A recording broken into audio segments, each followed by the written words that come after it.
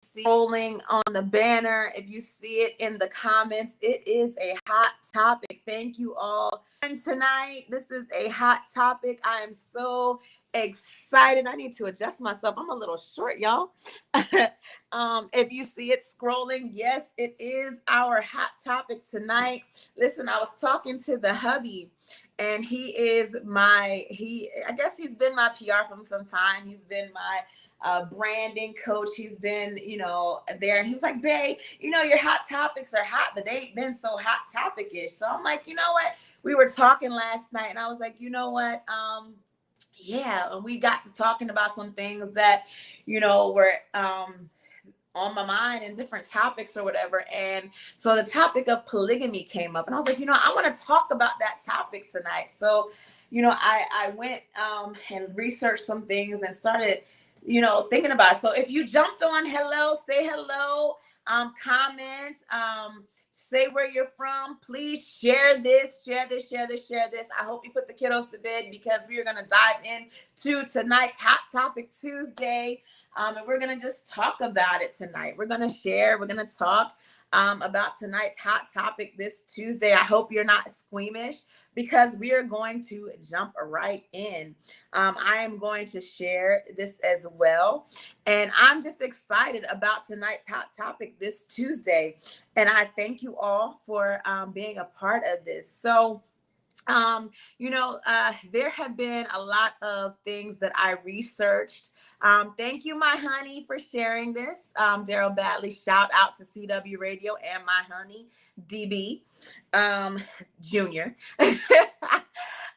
So, it's been brought up, and I did a little bit of research about the topic of polygamy, and how it fits in the Bible, how it fits in life, how it fits in society. And then there's like this show that I looked up that I used to watch some years ago, called Sister Wives, right?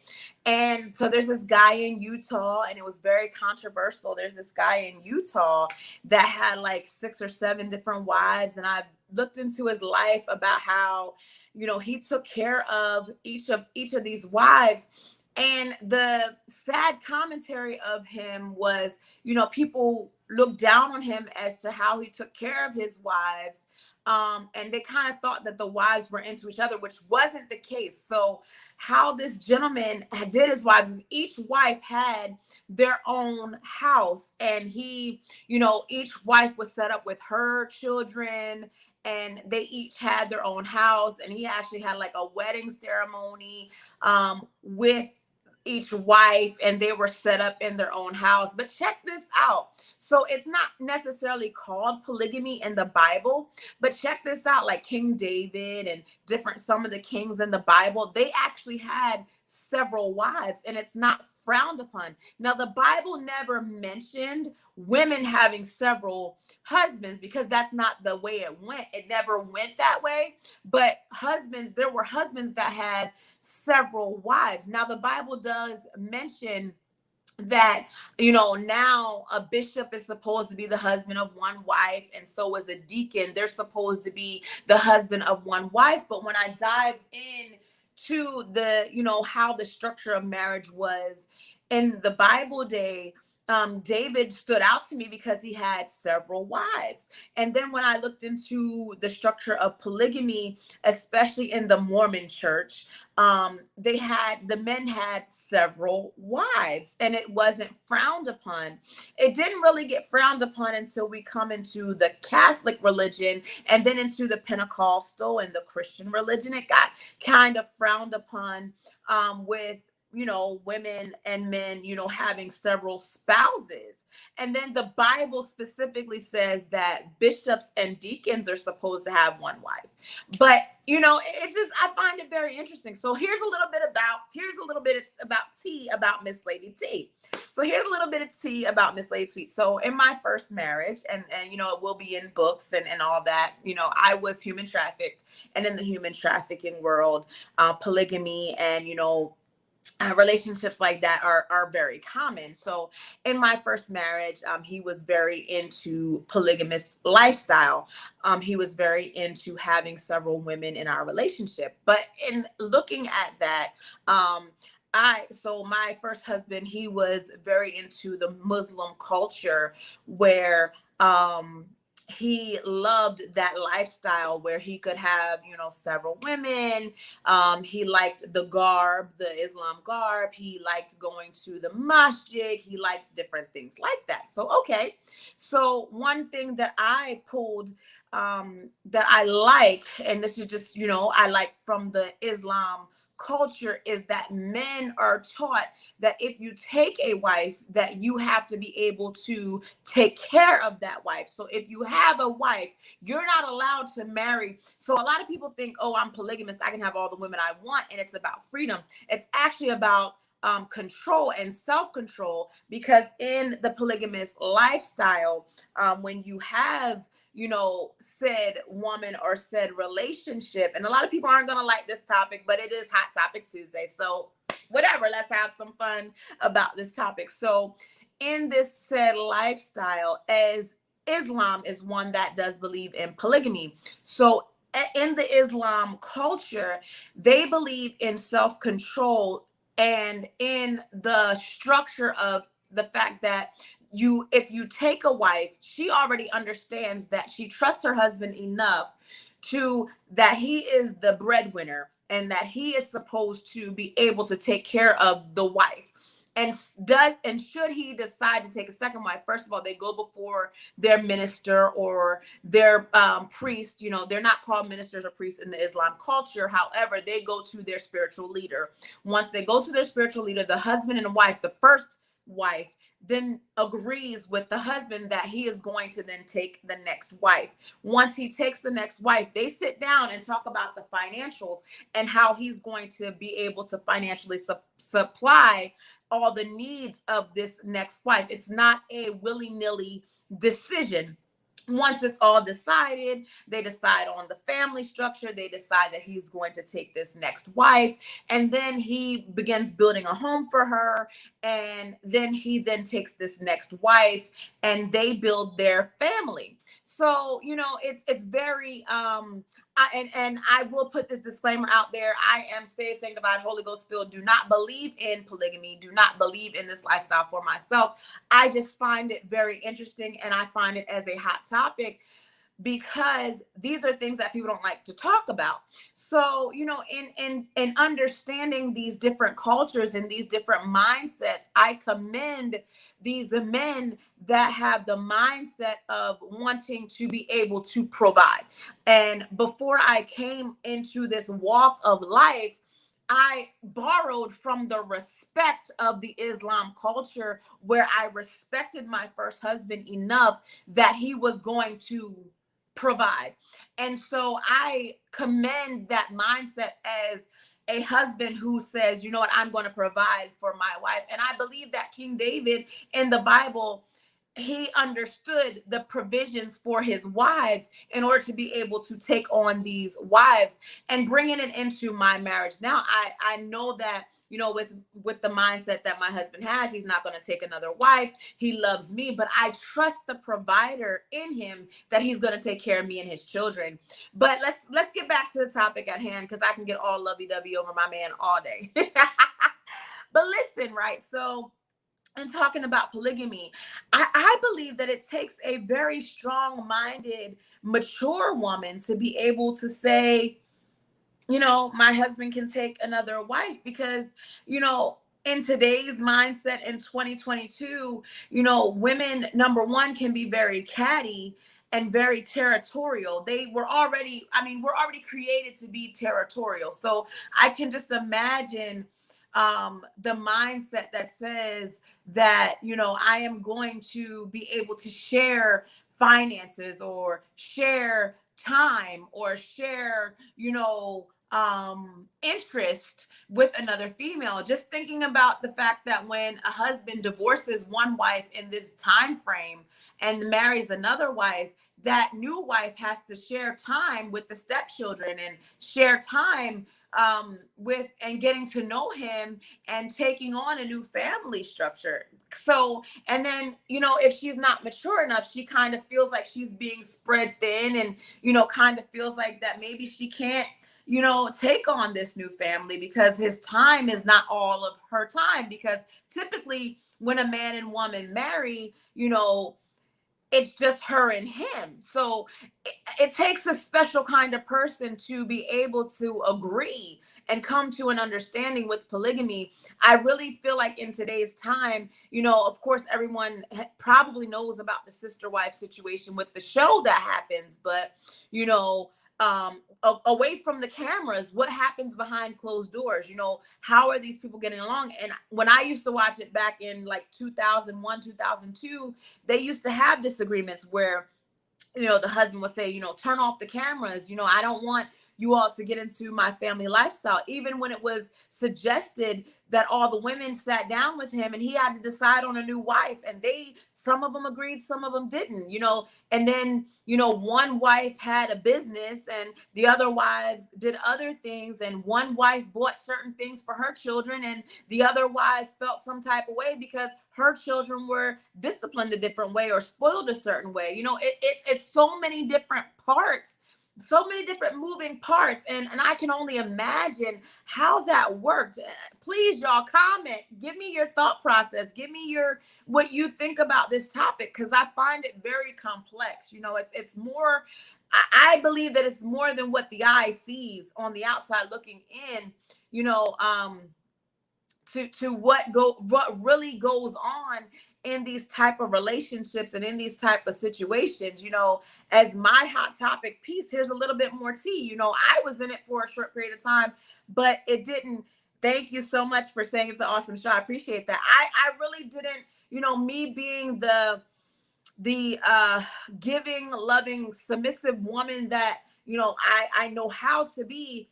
I took a lot when I was in it. I took a lot of abuse, and I took a lot of bowing down. I had to kind of like lean to her way.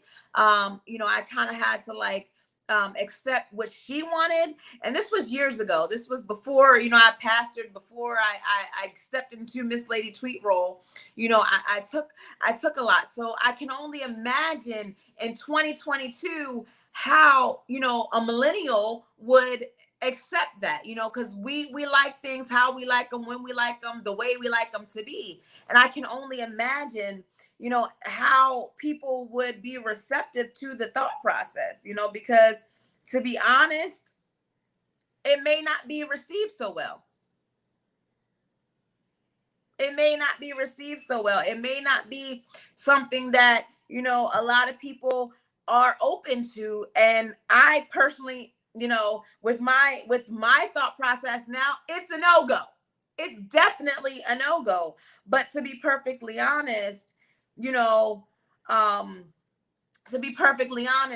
just want the opinions of the viewer. I want the opinion of those that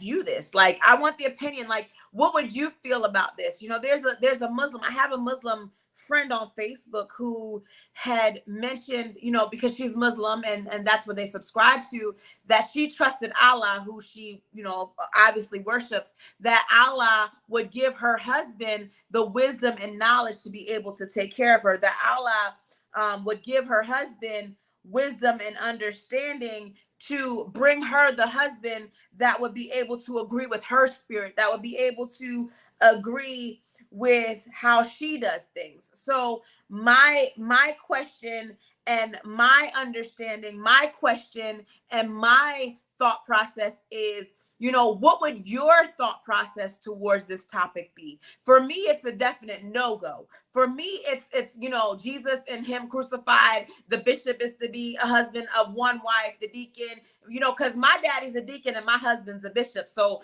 that automatically agrees with my spirit. It ain't gonna happen in my house. But, I am very open to the opinions just to hear what other people think, because as Miss Lady Tweet, I want to know like what other people think. And like I said, I have a Muslim friend here who said, she prays that Allah would give her husband wisdom as to how he would lead and guide her, and it's just, it just amazes me how people think, how people understand. And I thought, like I said, I thought about King David. I thought about, him having several wives, how he took care of his wives, and God, granted him the grace to be able to take care of his wives, to be able to, provide.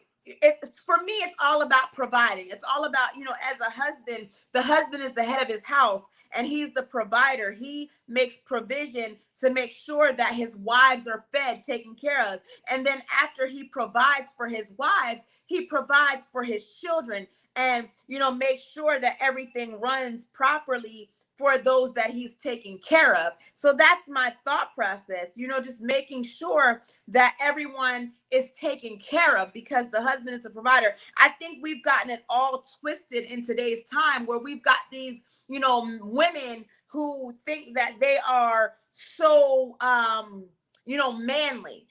We got these women who think that they are supposed to usurp the man's authority and they're supposed to tell the man what he gonna do, when he gonna do, how he gonna do it. And that's why we have a lot of single women. Let me just be honest with you. We have a lot of single, unhappy, unsatisfied, miserable, lazy women who think that they're running something but ain't running nothing but their mouths. If we want to be honest, we have a lot of upset women, and we have a lot of women who are in a bad place because somewhere along the line somebody done hurt their feelings and somebody done crushed them. But let the truth be told, they're in a bad place because they've got it all wrong and they think that they're the head. But God created men to be the head of the household. God created men to stand up and take charge. And we are supposed to follow. We're supposed to be the helpmeet. God created us out of Adam's rib.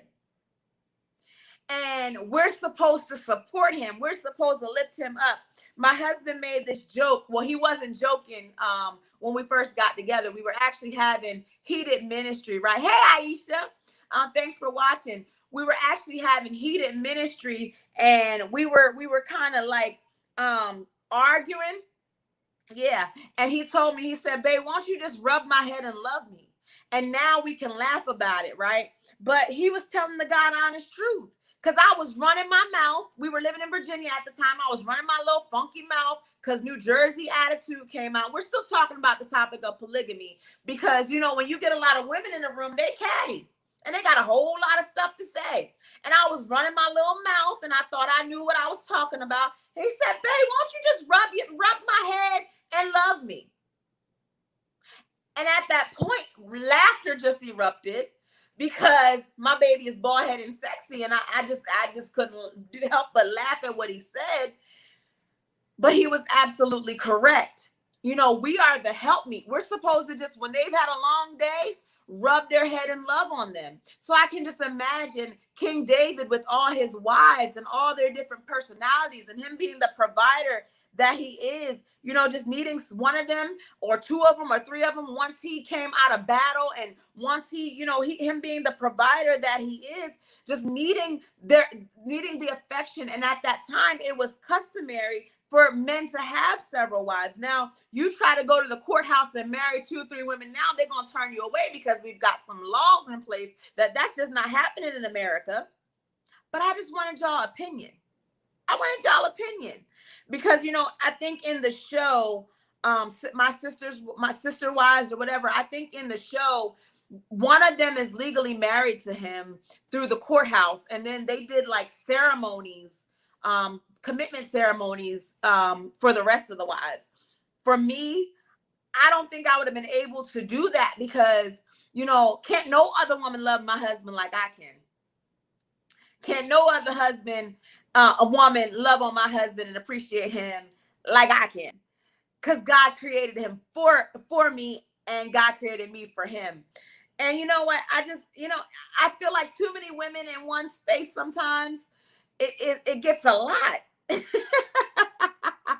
gets a lot. It gets, I've seen sometimes even outside the realms of even that topic of polygamy, like you can have a mother-in-law, like a meddling mother-in-law, like say like, how to cook your husband his favorite meal. And then I don't have this issue because my mother-in-law, she's not like that. Like I know that she likes to make him his favorite meal or make things a certain way when we go to Ohio. So I step back out of like, I know what my baby likes because it's just an understanding. But if you get too many women in the pot, you know, like a meddling mother-in-law, it becomes very uncomfortable and very uneasy and very like, you know, crazy when you have that mother-in-law that just and a wife that's you know, too many women in the situation. I couldn't do it.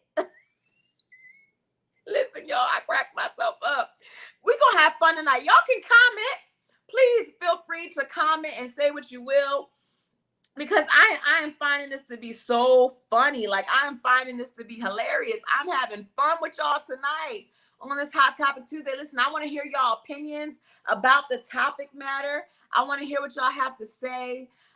This has been fun for me. I like really, really, really enjoyed this. You know, we don't always have to be so churchy and stuck up and uptight. You know, I won't be on here long. I'm almost done. But, you know, I just wanted to just stop by for a few minutes and just hear y'all's opinions.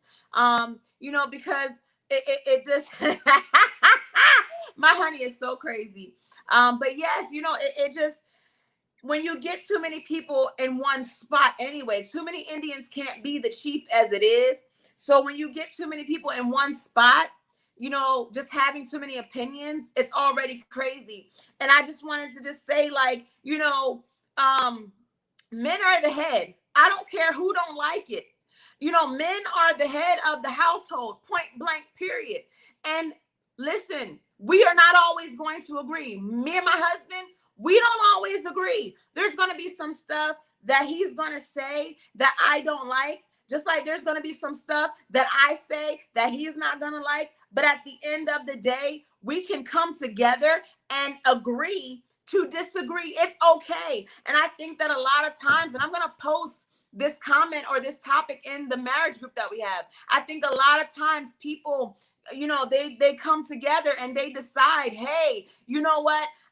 We disagree. They're afraid to disagree. And when they have these moments where they're afraid to disagree, they kind of shy away from the understanding of marriage. But it's okay to disagree. What it's not okay to do is to go to bed angry. That's what it's not okay to do. What is not okay to do is to disrespect each other. That's not okay. What is not okay to do is to bring other people in on your disagreement. That's not okay. It's okay to disagree because disagreeing is healthy, right? Okay, so that was my topic. That was my Hot Topic Tuesday. Polygamy. I wanted to get y'all thoughts. I wanted to share, you know, that, hey, men had several wives in the Bible. I never thought of it. Never even came to my mind that David had several wives, because we kind of just skipped over it. You know, we read about it. We thought about it. I'm not condoning polygamy. Let me put that out there. I don't condone people having several wives. I actually got excited because my husband was telling me last night, yeah, I'm a bishop. I can't have several wives. I'm like, yes. Woo, go Jesus.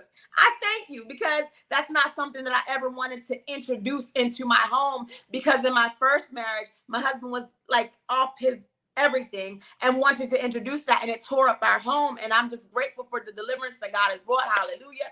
And I'm just so happy for what God is doing. So on that note, I thank you all for those of you that have joined. I thank you all for those that you have visited. I wanted to like show these off tonight. So I wore my Miss Lady Tweet Bling. I don't know. Wait, let's get in the camera if y'all can see them. I wanted to shout out my cousin Champagne, who made this wonderful, wonderful jewelry for me. It's the necklace and the earrings. So shout out to my cousin Champagne Harris. If y'all want custom jewelry, go check her out. Okay, go check out Champagne Harris. She's on Facebook. She makes custom jewelry, and I was really short, so I gotta wait. Let me adjust the camera. My Miss Lady Tweet. Gotta adjust it. Miss Lady Tweet. Okay. Lady Steph, Christmas. I love her last name. Okay. It is Christmas every day for her, because Lady Stephanie Christmas, she is also on Facebook. Go look her up. She made my custom shirts. Okay. And I am actually selling Miss Lady Tweet. It's backwards. Miss Lady Tweet LLC shirts. You can actually purchase my shirts and support my brand. So I need your support, okay? Because I am out here helping people. We do community dinners through my church. I do coaching. I am all about uplifting people. My shirt is Miss Lady Tweet LLC. Okay, we are a brand. The shirt is only $20. It will be on my website. You can go get it, or you can cash at Miss Lady Tweet. It's very easy to remember. I am Miss Lady Tweet. It's on the screen. You can get your t-shirt. Also, my book. I have not talked about it lately, but my book, It Had to Happen, is also on my website. You can get your copy. It is $15. You can get it on the website, okay? So I do not do a lot of promoting of myself like I should, but the Lord really impressed upon me. My husband tells me all the time, babe, you need to go ahead and promote. Listen, it had to happen. So what this, and my nails match my nails match my book, y'all. Oh, look at that. Listen, everything that you went through. I know that we were talking about Hot Topic Tuesday, but listen, I need to tell you real quick. So my earrings, Champagne Harris. If you want custom jewelry, check her out on Facebook. My shirt, my Miss Lady Tweet shirt, Stephanie Christmas. She's on Facebook. You can get custom shirts. Go to my website. It will be on there for my custom shirts. If you want to support me doing things in the community, if you want to support me coaching people, if you want to support just everything that I'm doing, you see me posting on Facebook. You know that I'm out here uplifting people. My book, it is on Facebook. I'm sorry, it's on my website that is scrolling at the bottom. It's only $15. Listen, everything that you faced in life, it happened for a purpose, to push you to your destiny. I went through depression. I went through anxiety. I went through human trafficking. I went through so many things, and it was designed to push me to my purpose. If I had not had a test, I wouldn't have a testimony. I would not be Miss Lady Tweet if this did not happen. This is not all of my story. My next book is coming out, but this is the beginning. This is the beginning. If I didn't go through the trauma, the anxiety, the depression, I wouldn't be here today to be able to tell you that you can overcome. So the website is scrolling. It's at the bottom. I need you, ma'am, sir. Go get your copy. Go get your copy today. I will autograph it. I will send it to you. If you need coaching, I am glad to coach. It is on my website. I am happy to coach. Go get your t-shirt, Miss Lady Tweet LLC. I'm a whole brand out here. I love you. I appreciate you. I hope that you have enjoyed this Hot Topic Tuesday. We're talking about every hot topic every week. And I have fun with it. I hope y'all have fun too. I hope y'all have fun too. Listen, that's all from me. It has been great. I have enjoyed you all. I have enjoyed my boo commenting. Life is so short. Life is so short. So shout out to Mr. Daryl CW Radio, who helps push me, helps push my brand, who helps get me on the radio, who helps get others on the radio, who is out here in the community. He is a mouthpiece for the community. I appreciate him. CW Radio, please go check it out. Turn up the radio app real quick. Okay, so we are going to turn up the radio app real quick. Those of you that are still here with us, woo, let's turn up the radio app. I hope it doesn't get feedback. Okay, so we are turning up the radio.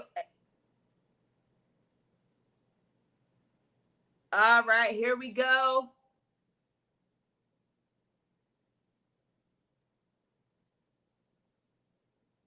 Give it a second. It is loading.